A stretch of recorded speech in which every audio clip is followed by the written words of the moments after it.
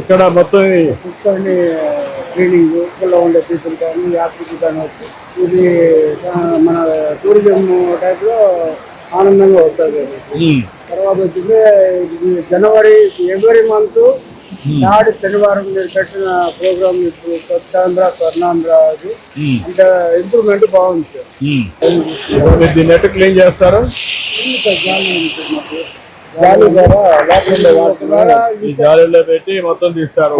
పక్కకి వస్తుంది సార్. ఇంకొక పక్కన లోపల ఉండేటంత కూడా వస్తుందా? లోపల ఉండే డస్ట్ కి కంప్రెసర్ మోటార్ వేస్తాం సార్. కంప్రెసర్ మోటార్ వేసినప్పుడు లోపల ఉండే డస్ట్ మొత్తం పైకి వస్తుంది సార్. పైకి వచ్చినప్పుడు పక్కకు వచ్చేస్తుంది.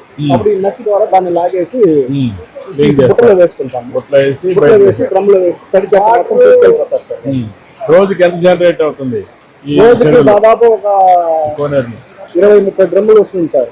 రాత్రికి శనివారం ఆదివారం ఎక్కువగా వచ్చినప్పుడు ఎక్కువ జనాలు వచ్చినప్పుడు ఎక్కువ చెత్త వస్తుంది సార్. నార్మల్ టైంలో ఒక 10 డ్రమ్ములు 15 డ్రమ్ములు అలా వస్తుంది.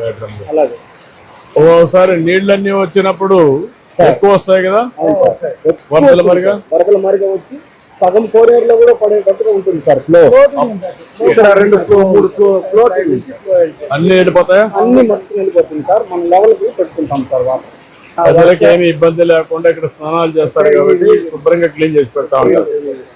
మంచి పని చేస్తున్నారు, అభినందనలు. మీరే మంచి ఛాంపియన్.